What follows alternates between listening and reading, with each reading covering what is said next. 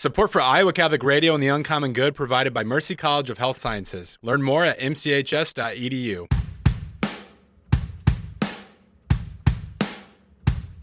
Welcome, folks, to the Uncommon Good with Bo Bonner and Dr. Bud Marr. Every week, diving deep into the truth of Catholic social teaching and restoring all things in Christ. The Uncommon Good is on the air. I'm Bo Bonner. And I'm Dr. Bud Marr. We are coming to you from these United States of America, America, here in the middle of the country. That's what I mixed those together. Here in Iowa, between two rivers, Bud. Those rivers, the Raccoon and the Des Moines. And we are on Iowa Catholic Radio. It's in the middle of a lot of things, Bud. It's in the mix. And we're in the mix, too. That should be our new motto. Bo and Bud, we're in the mix. I think the Raccoon River got its name because raccoons live nearby there. Well, my kids thought it was because there was a dead raccoon in it once. There's probably some amazing story behind it. Sometimes you get into those the deep mythology or origin stories of rivers and ravines and cliffs, and it's intense. Yeah, unfortunately, the Des Moines is not as cool as we all thought it was when we moved up here, because we thought it was the monks, but actually it's the French pronunciation of a Spanish word, I believe, or maybe a Native American word. Oh. And I think it literally means like water or something like this. So I thought we were like, yeah, the monks. Have you ever noticed this in Ankeny? I'm sorry for here at the top of the show for non-Iowa listeners, but some central Iowa trivia. Did you ever notice that there's a road, Ora et Labora? Oh, wow. No, Ora Labora. But, I mean, that's obviously work and prayer from the Benedictines, so I've never heard the story about why that's one of their main east-west roads. This part of American history kind of cracks me up because the French had such a small impact on the development of our culture. Well, there's not a lot of French communities that settled in this area, but they went through the land, like naming everything. Iowa Catholic Radio, we want to say thank you for allowing us to be underwritten by Mercy College of Health Sciences, who underwrites the show, mchs.edu. They're the students who are there right now, but they are at the liminal limit. I think they're taking, or at least studying for tests as we speak. If you want to join up in this mission for bringing the healing ministry of the Sisters of Mercy to others, mchs.edu. Yeah, last week of the semester, Friday is commencement. Always, we mentioned this last week on the show, but a celebratory occasion. And we are now the Guardians, officially, Mercy College of Health Sciences Guardians, and have a pretty fancy schmancy mascot. Yeah, one thing that's nice about being, I'll say, my size is I don't think they want to risk me ripping anything in the mascot suit. So I don't think I'll be asked. You might be too tall for it, so you might be out of it too. But you could fit in it otherwise. Do you think you'd be a good mascot? They're bringing back. I'm going to dodge your question. They're bringing back college football video games because, barriers have been knocked over and stuff like that in terms of athletes getting compensated. And this fall, I want to start playing that game and have the MCHS mascot, the Guardian, as one of the options. That would be nice. I bet we could take out Sparty, MSUs, or what's Iowa State? They're the Cyclones. But they're a bird. They're a bird. Is it a bird who gets caught in a twister? Or makes one with its wings. I need to get John Leonetti or John Wynn on the show to answer our pressing Iowa State questions. Well, either way, this is the Uncommon Good, underwritten by Mercy College of Health Sciences, mchs.edu. Stick around. We'll be back right after this.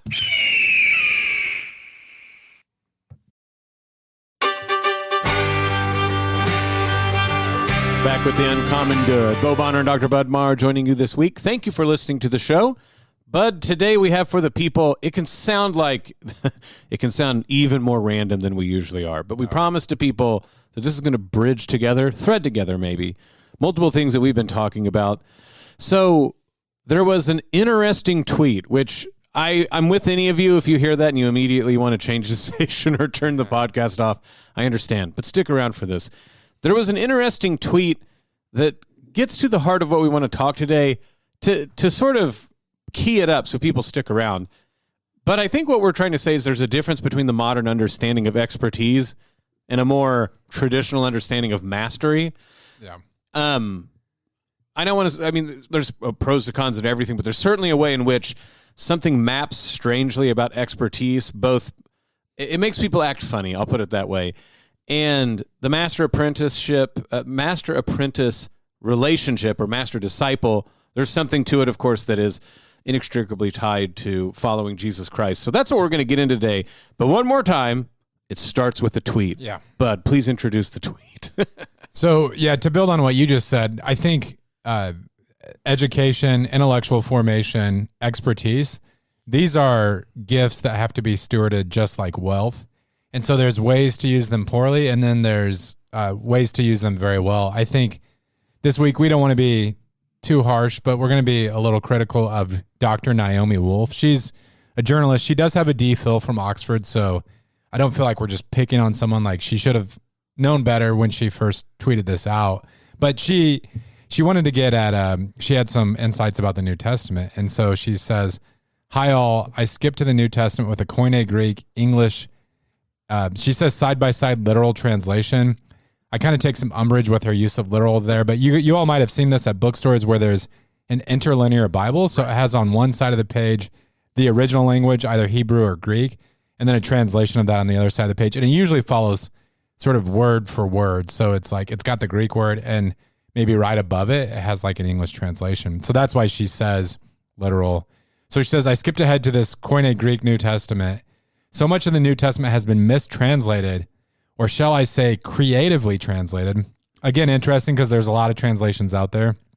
In addition to the Old Testament having often been mistranslated, is it offensive if I analyze this fact when we get to the New?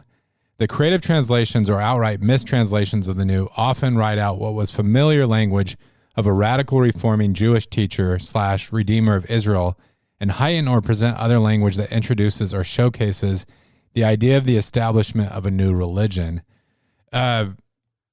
She elaborates further on. She makes a distinction. She says, like, the word that we usually translate disciples has been misunderstood. To learner. Learner. So, a better translation of the Greek is learner rather than disciple. Yeah. Which, I mean, that one is fraught with its own thing. So I think what really started making the rounds is, is it someone who was from Duke? Yeah, this generated a lot of commentary. Which response did you see? Is it Dr. I forget her name, but she's she's a New Testament professor, if I'm not mistaken. Okay. And her general point was, because she made a joke, and it's something to the effect of, like everyone who starts their Koine Greek class, she thinks that like she's figured out that everybody's translated the New Testament wrong. Oh, yeah. And so, to be honest, Bud, you've done Greek class, you've done Hebrew, right? There's a way in which, to put it as nicely and charitably as possible, there's a sort of energy that you get when you start learning a new language. And you go, oh, well, there's, maybe more nuance and things like this. It's not just, you start to see this sort of whole panorama of translation. But there is this impulse to go, oh my goodness, actually Christianity has been has been hidden from us by these quote unquote bad translations. And as the professor that I'm talking about, do you have her name? I actually pulled up a totally different kind of reply, but I can get to it once you wrap this point up. When you do yours, I'll go find it because I don't want to just be plagiarizing. But the point that she makes is further elaborating is it's really hard to actually understand certain things unless you have the context within the language, because of course not only is language itself multivalent, but like each word will have different nuances depending on where it comes up. And there's plenty of those in English where you can think about how we use expressions very, creatively. So if you said, I'm going to hammer home the idea, but you only had like an interlinear translation from English to some future language, you might get the idea, she's making a very basic point that, someone literally used a hammer somehow. Well, how would that work? But of course, we're making a metaphor at that point. So she's only pointing out that sometimes when you look at a sort of overly wooden interlinear text, what has come down through English and sort of very well-established idioms for biblical language, it's not that anybody's hiding anything. It's that you have to figure out how to express things in Greek into English. And eventually that English expression, after like 300 years of use, has a sort of, meaning of its own. So like when people, the famous one I always think growing up as a Southern Baptist is suffer the little children unto me, which is an Elizabethan English construct that means let them come here and literally like place them on my lap, let me hold them and let them be, admitted into my presence. Let me carry their load. But everyone's making jokes about like, see, even Jesus thinks that like kids make you suffer, hardy, hardy, har. That is the sort of thing where if you just take a open stab 6 weeks into knowing a different language, you might not get it right. Well, in bringing this up, there's so much going through my mind because I'm thinking about like our 3-year formation at Duke. And it really is a fascinating topic. I think what I saw on Twitter yesterday was mostly people kind of lampooning the tendency among scholars and even pastors and preachers sometimes to, like, as they're talking to the Faith Florida congregations, to say, like, you always thought Christianity meant this, right? But I studied the original languages. The big switcheroo. Actually, yeah. But the tweet that I brought up, and I never thought I would mention went on our radio show, but there's you should probably not look at it otherwise. There's a Twitter handle, and yeah, you probably don't want to just navigate there. But in a nutshell, Went is supposed to be like the id personality of the stereotypical like 21st century American male. And so it's just like this. I mean, it's obviously like a character, and it's almost like a bot more than an individual person, but it's kind of just like that sort of loser guy who stays at home and plays video games or whatever, like his commentary on the world.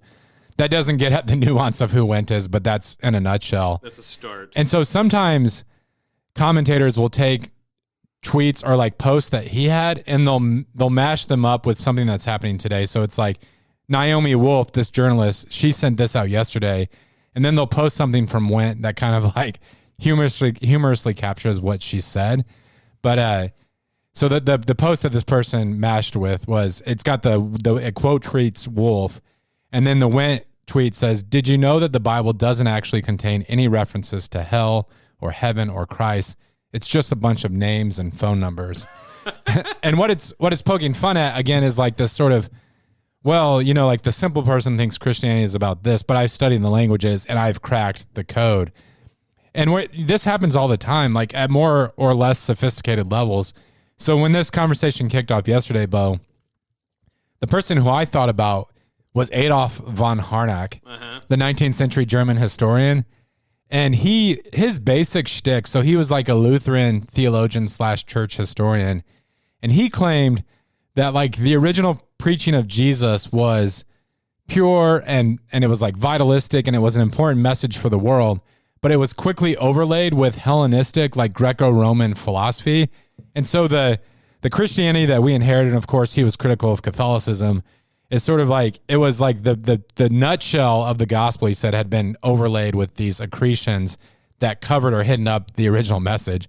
What was hilarious, or is hilarious, when you read von Harnack now, is like his summation of what Jesus taught was kind of his own values and assumptions. So he was basically like, yeah, Jesus was sort of like otherworldly, and he was all about the brotherhood of man. He didn't really believe in like dogma or these kind of like precise theological points that we worry about. It was really about just like loving other people and having this kind of internal renewal that made you a better person in the world. And I just kind of joke about that because he was supposedly uncovering the original message in this pure kernel, but it ended up like, there's another, like the quest for the historical Jesus. Yep. Albert Schweitzer said, everyone plumbs the depths of these wells, and what they find is their own reflection staring back at them. So oftentimes these like quest for the original message end up being sort of like the out product is the worldview of the person who's doing the quest. And so I went and looked up who I was talking about, and this complements what you're saying. So it's Dr. Laura Robinson. So she's the person who was making these points, and I made the hammer point. Hers is better. She goes, think about the term, "I made a cake for him." You can imagine that like, I made a cake for him, or I transformed him into a cake, right? Like if you're talking about like how you can render certain words, it can sound like, did I make something for that person, or did I make that person into something?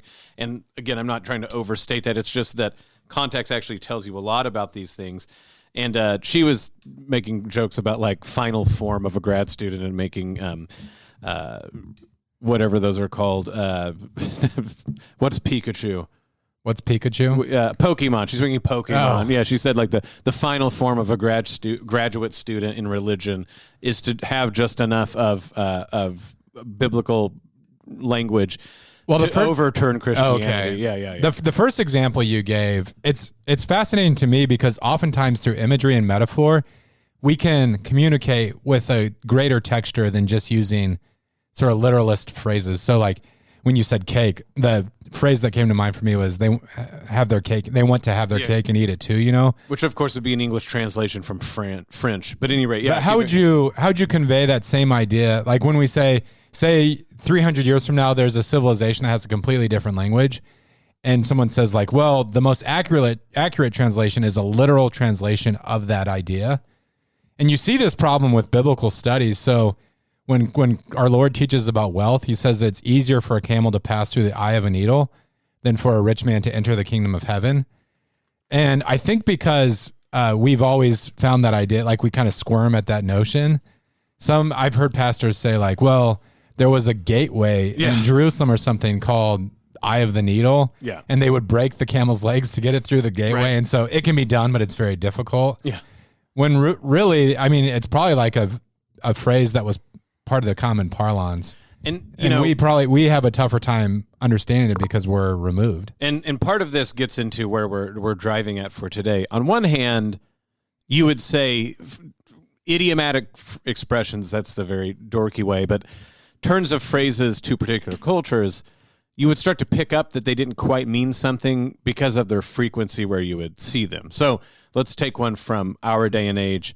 Hopefully someone in the future notices how often "what's up" is said at the beginning of conversations, and the response is not much and not what's in the sky. Because you should go like, that's a weird way to say that there's not much above you, and no one ever goes, oh, actually much. So there's ways that you would figure that out. But of course, we have a lot of stuff written down. So by the time that idiomatic phrase came about, you would think that there would be more likelihood that it would be preserved enough for us to see it across multiple things.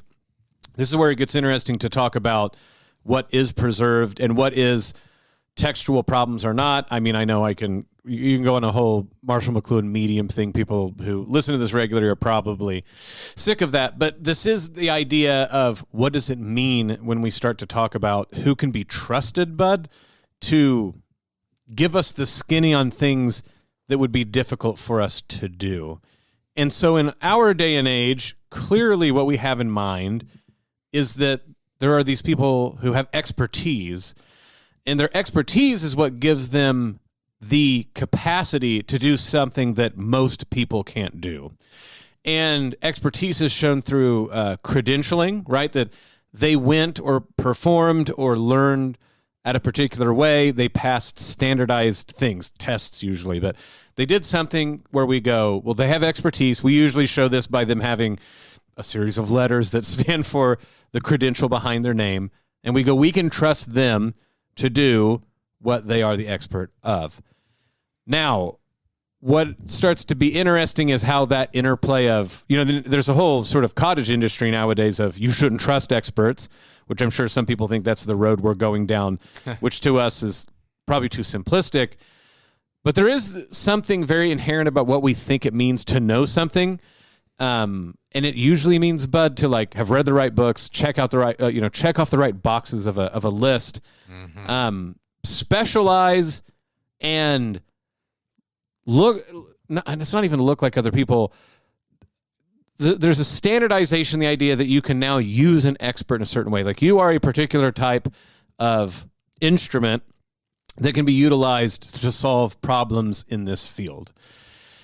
What I would say is there wasn't this idea of expertise per se in the ancient medieval world. And very much, I actually think there's a competition between what would win out as the primary way for someone among us to deal with difficult things between what we're calling expertise, but then what probably used to be understood as mastery. And mastery has this idea of being passed on a practice that people before you can now vouch for you that you do it. And then you would, of course, do the same thing by having apprentices or disciples. So we can start to see why this is, again, important for Christianity, that masters have, I mean, we still have this in some way where we talk about coaching trees in sports, where we go, well, we know this person probably at least should be given the benefit of the doubt because they studied under, they coached with a master that we trust. Expertise is a sort of idea, well, they all went to the same place, or they tested under the same sort of test, and since they passed that, they can be said to have expertise. Now, just from there, we can start to see that the contours are a bit different, and I don't want to say, like I said, that this is like mastery is awesome, expertise is terrible, but I do think this gets to the very notion of what was going on in that text, because on one hand, I think some people thought, people who were piling on Naomi, Dr. Wolf, were saying that like they're pulling their expertise card, but there's a way in which she herself was pulling sort of I'm an expert at this now. And when you get into a battle of who's more more of an expert than another, that starts to be this interesting dilemma, Bud, because how do you sort of delineate between expertise? And in some ways, I feel like in the modern world, the normal Joe and Jane are being told they need to be expert at deciding who is an expert. And that seems like a battle we will most likely all lose. I think this is one area of life where there is truly a golden mean. And anyone who's studied theology in our culture, I think, has had to confront this question because we have a real democratic impulse in our culture. When you and I were at Duke, I can't remember if we took, I don't think we did. Yeah, I think you forestalled taking American Christianity until later on during our time there. True. But in my class, we read The Democratization of American Christianity by Nathan Hatch. And he just, like, the argument of the book is that the Christians who migrated to the New World, it entered this environment where there was these, like, strongly democratic impulses, and it changed, like, the experience of faith today is very different than even now how Europeans, like, approach the practice of faith. And because of that, Bo, I think even in Catholicism, we sometimes have a suspicion of experts. So speaking to my own background, when I told friends from the Bible church I grew up in that I was going to get a master's of divinity, they were like, oh man, don't lose your faith. And then I became Catholic and I kind of confirmed their worries. But there's this idea, I mean, it is really kind of an anti-intellectualism that, like, you've got faith in God and your trust there. And the most important thing is that relationship. And to sort of get caught up and kind of like thinking too hard about it is to open the door to questions that sort of distract you about what's most important. And so in our culture, in our context, there is this kind of like, well, who's this guy? And,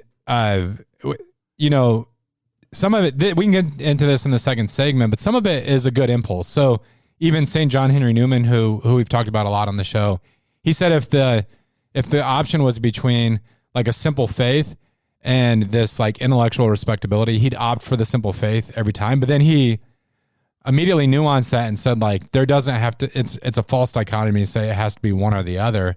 But that kind of emphasis on the simplicity of the faith can sometimes have a sort of resistance to expertise, when the one thing that the experts, I think, truly get right is that these tools, whether that's historical context, understanding the original languages, whatever it happens to be, like, those can help deepen our understanding of what we're studying. And I actually think what you're saying, using tools, is actually key to this distinction. And we'll get back to it. This is a great point. This is The Uncommon Good. Bo Bonner, Dr. Bud Marr. Stick around. We'll be back right after this.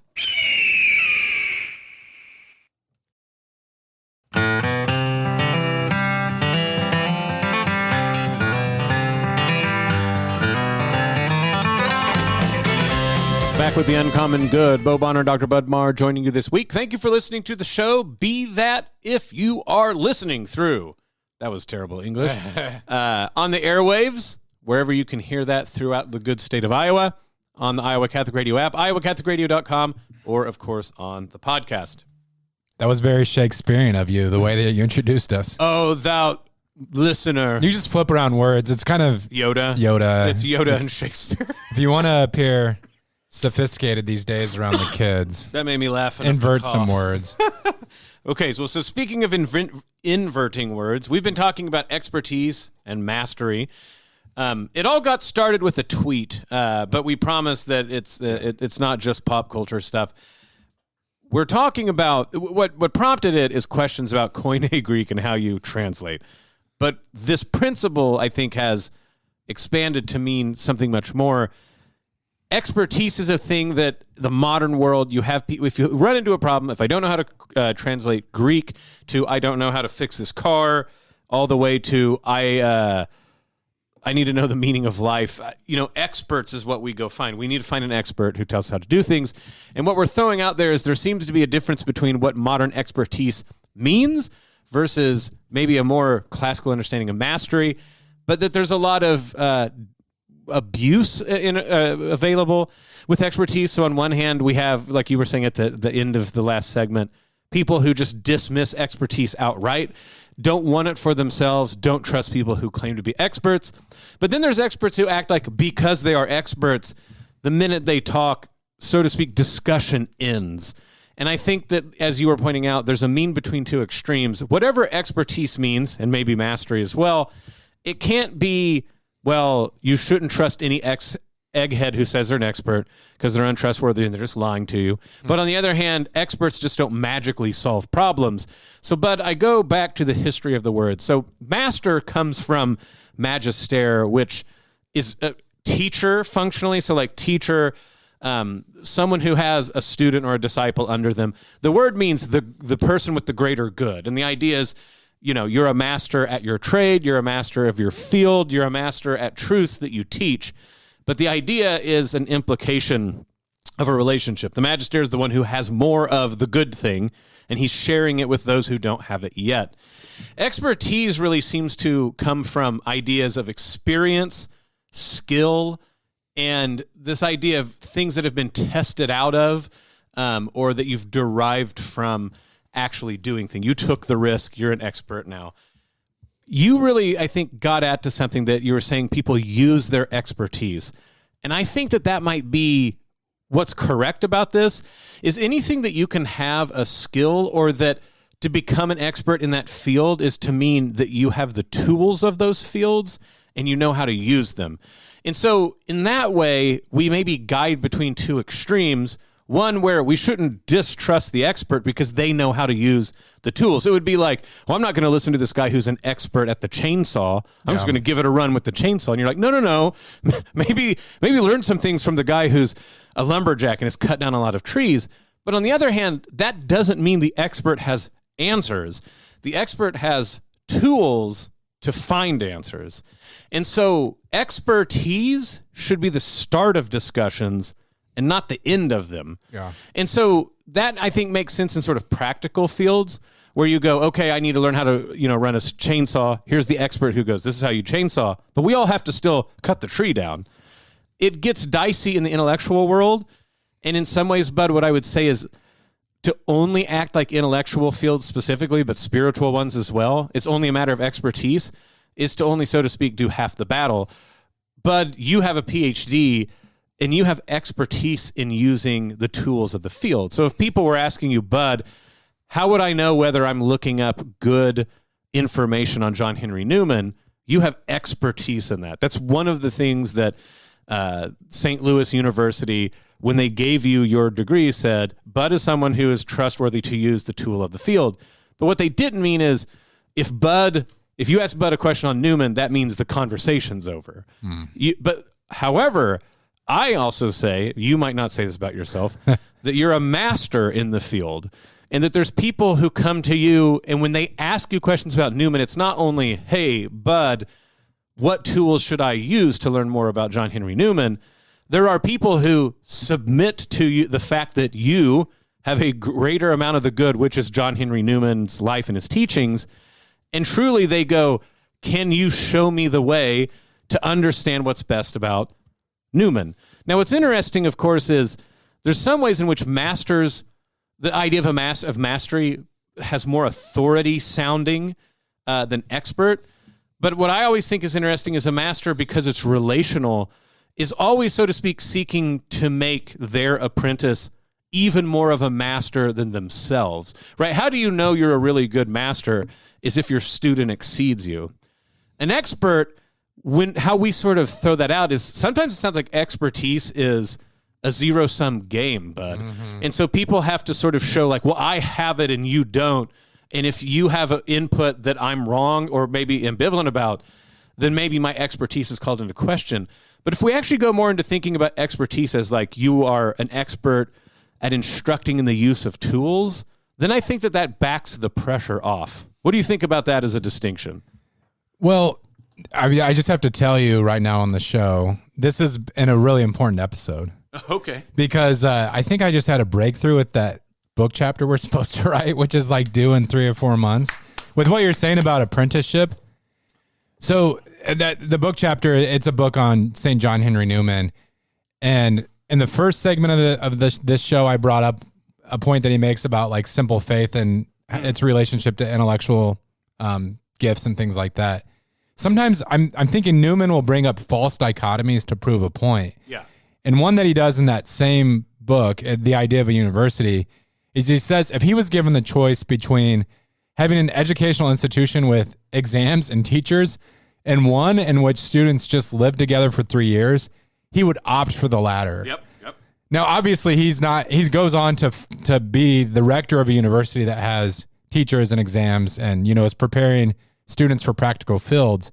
But he does think that there's something that can only happen if students are brought together and allowed to like argue and debate ideas that can't be reproduced purely through assessments. Absolutely. And the reason why your last comment, like it sparked a whole train of thought for me, is that idea of apprenticeship is so important. Yeah. And you're thinking about, so Newman brings up the phrase a lot, personal influence. Yeah, it's all the Oxford stuff. And I'm thinking about my dad as like a welder. Mm-hmm. Like you could have someone do a series of online courses about welding, and there's a lot of important information that they would glean from that if they were good students.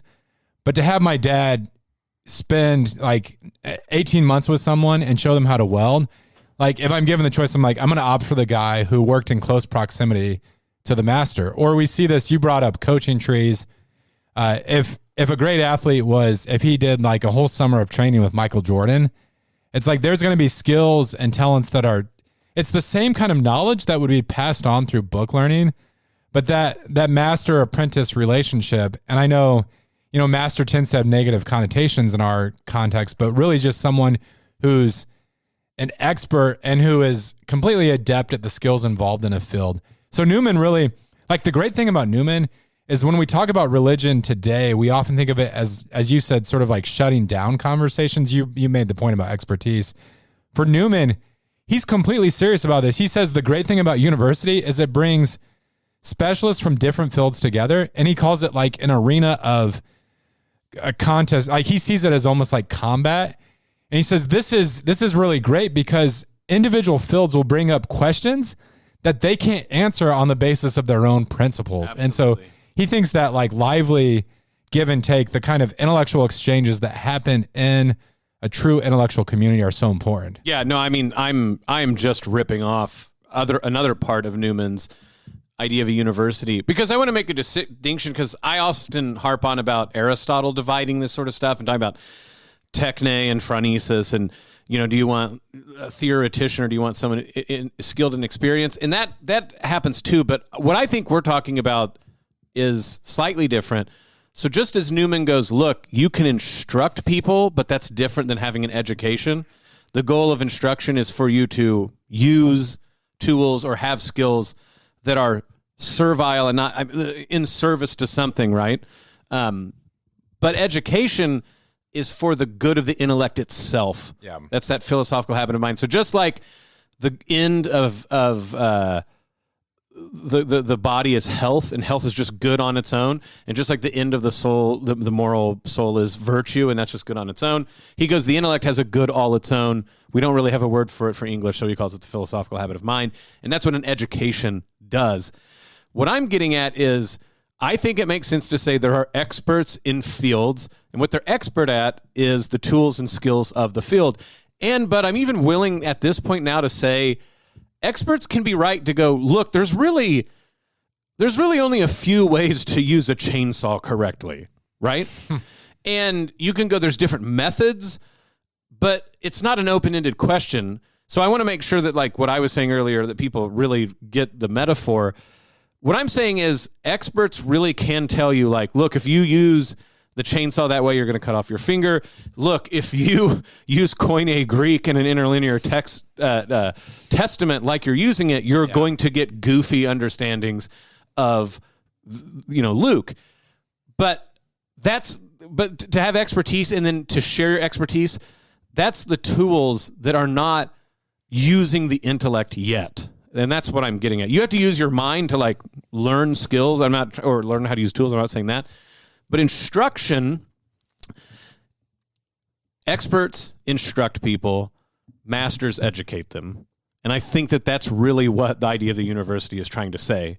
And so if you want people to go into fields where they need to be instructed in expertise to be, and it's not just servile ones, to be a lawyer, to be a doctor, to be things like this, what you want them to do is begin as apprentices to masters in education, which is forming the intellect for the good of the intellect, which is that philosophical habit of mind. And, like you said, what apprenticeship and personal experience, even in the quote-unquote servile fields, like I love you pointing out what you said about your dad, is your dad on a weekend with his expertise in welding could tell you this is how you use a welder. Mm-hmm. But you would have to accompany your dad in order to be a master welder. I think that's exactly right.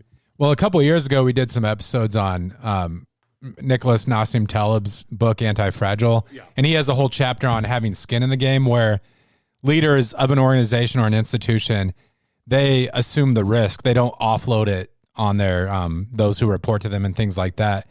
And I think there's habits even in our culture today where we still see that sort of thing, and it gets to this master-apprentice relationship. So I can't help but think of baseball, where it's the one sport that I can think of off the top of my head, at least the popular sport in sports in the United States, where the coach or manager wears the uniform of the team. And historically, like mid 20th century, a lot of times the manager would be someone who played on the team, and that automatically shows that the fate of the team, his personal destiny is at stake as well, and also that he's qualified enough to actually be out there in the field or whatnot.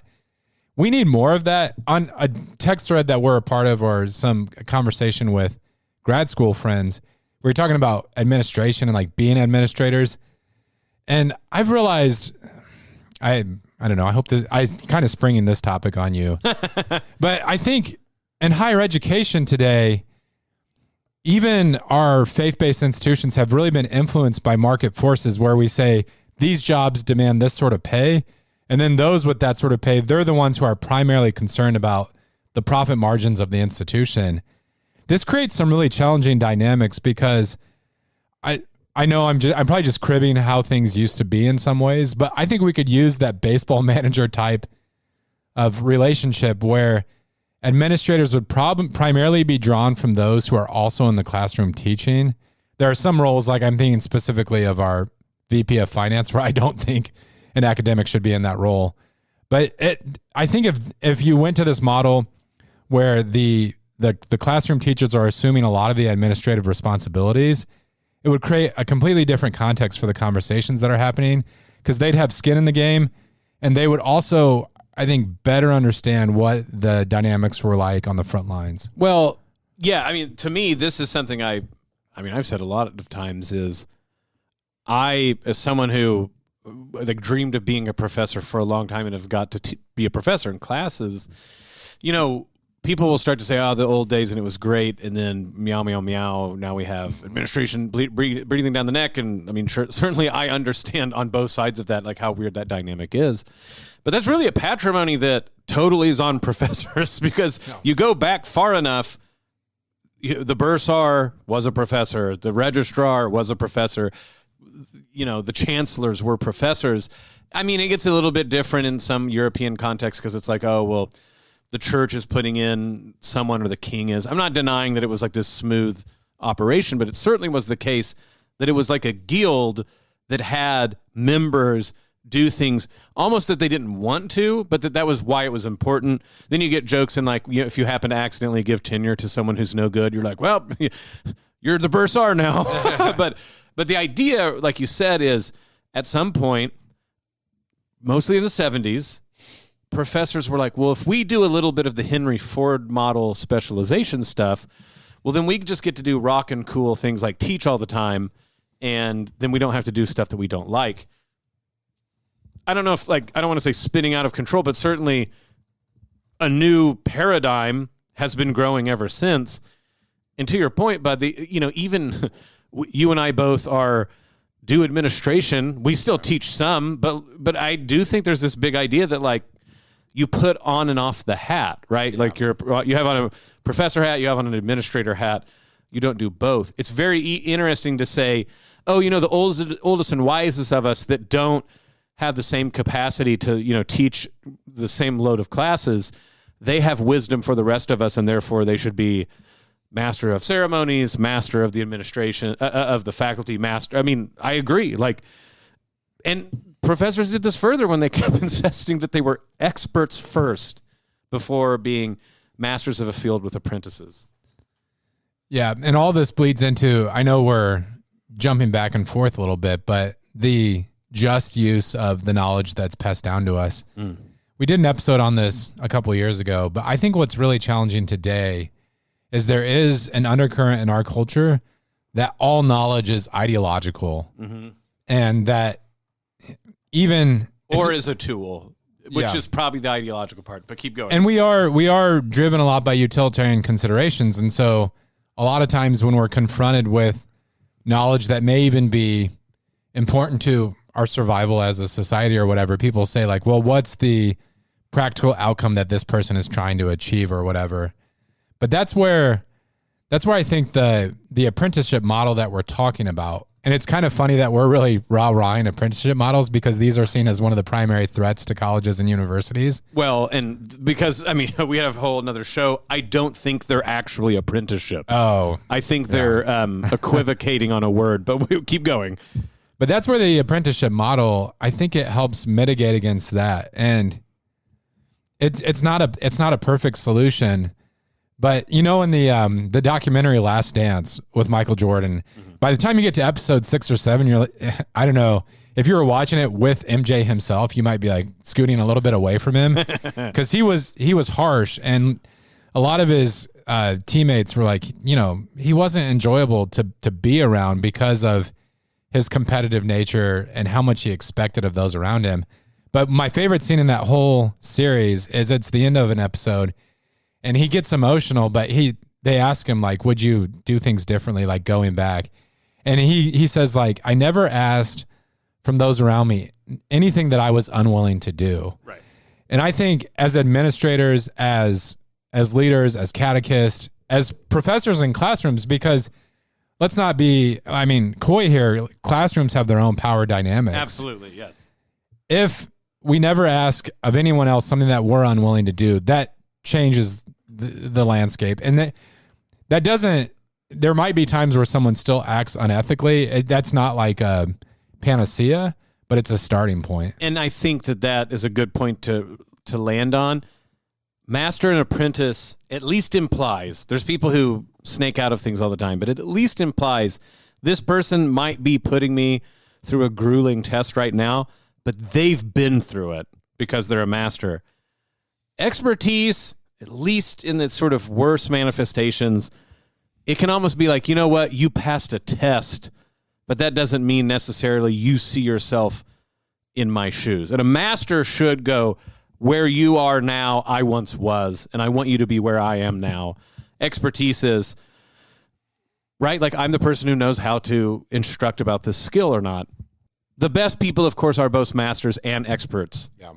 But, yeah, I think that, I'm with you. We've made some ground here. This is good stuff. Thank you, listener. We might have to come back to this one. Yeah, this is good. This is the Uncommon Good. Bo Bonner and Dr. Bud Marr. Stick around. We'll be back right after this.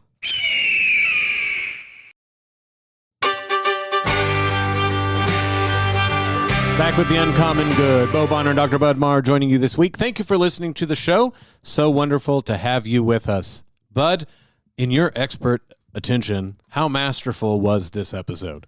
I feel like maybe we just need to start each episode with the most interesting tweet of the week. It sounds kind of lame, but I feel like we're almost like redeeming Twitter with, the scribes during the Middle Ages, they had their marginalia with the scripture. Oh, that's right. But the scripture starts out amazing, and then the marginalia enhance it. With Twitter, we're probably scraping the bottom of the barrel, but if we can, it's alchemy. It's intellectual alchemy. You know what I like about it is this is like 8 years behind the times. Like if we were doing this when we first started the show, we might be cutting edge, but that wouldn't be I like the fact that we are taking something that is already obviously not as popular as it used to be, and we're like, time to finally get around to Twitter. We should do a MySpace one too. I'm not very hip, so this is fine. That I agree. During the break, I was playing, recording from the CEO of NPR, and she was kind of pulling a Quo Vadis, like Pontius Pilate, what is truth, but taking like 9 minutes to do so. So you should do that next week. And like what is truth is, I mean, we've usually mentioned it by now, so I will. What's with the Cardinals? Ooh. I mean, it's been bumpy so far. Well, that would be the problem. If we did this Twitter commentary thing, I'd probably just end up starting each week with a tweet from Matt Rule, the coach of Nebraska's football team. And all the Hawkeye listeners who we have in this area of the country would be rolling their eyes. But I know what won't make them roll their eyes. Yeah, that's good. You stole my line. Is joining us in our prayer life here at Iowa Catholic Radio. We pray the Rosary on air at 6 a.m. and 10 a.m., the Chapel of Divine Mercy at 2:55 in the afternoon. You can also use the Iowa Catholic Radio app to pray the Rosary anytime, anywhere. Yeah, and it's sort of like Twitter, but older. It's called an internet address. And we have one of those too, iowacatholicradio.com. If you go there, find out about all sorts of things.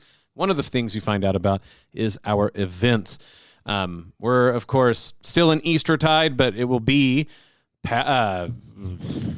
Pentecost soon, and we have all sorts of things to get involved there, so make sure to go to iowacatholicradio.com to see about all the events that are coming up in and around not only the Des Moines area, but in all the different places that we are expanding our signal through Iowa. And on that note, that we are buying signals, that we're expanding our reach, that means that, of course, we need to support the ability to do that. It costs money and resources and time and manpower to make that a reality.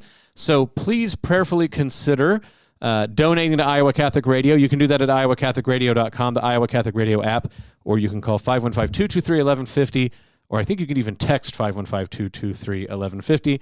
But this comes down to it, folks, is that this ministry is not just the folks you hear on air, behind the boards, or behind the desks. It is your ministry. We are so wonderfully blessed by your prayers and your volunteer time and all the people who donate money. But as we go along, as we think about going towards the end of the fiscal year, we are still down on some of the goals that we had. We need to pick that up so that we can make sure to fortify the ability for this ministry to reach all the people that need to hear it. 515-223-1150, iowacatholicradio.com, and the Iowa Catholic Radio app. Bud, like I said, impressed about the Holy Spirit guiding us to answer questions that we've been, I don't know about you, but banging our head on the wall. But the magic of being on air and we get to talking and boom, some of those answers right there. Very excited about this show, folks. And I have to admit, worried about it before we started. To be vain, might go back and listen to this show because I feel like there was things that happened live that came from without, as it were, Bud. Well, if I could plug a little event, I gave a teaser last week on the show. May 10th, I'm talking about Vatican II. Oh, yes. To the Man Up group. It's usually noon on Fridays. I'll bring more deets next week. I bet yeah. Is it at St. Francis? Probably at St. Francis. And if you want to come heckle me and, what's it called? Like give props to another council, that's fine. If you're more of a Florence or Leon guy, I understand. But you have different sections cheering for different councils. I like it. Everyone out there, more Lateran too. Let me hear you in the back row. It's like one person. Yeah. That's great. Well, this is the Uncommon Good. May Jesus Christ, the Prince of Peace, reign in our hearts, family, city, state, solar system, galaxy, the whole kit and caboodle. This is The Uncommon Good, and we'll be back next week. The Uncommon Good with Bo Bonner and Dr. Bud Marr is heard every week on wonderful Catholic stations like this one, and anytime on podcast. Just search for The Uncommon Good. Support for Iowa Catholic Radio and The Uncommon Good provided by Mercy College of Health Sciences. Learn more at mchs.edu.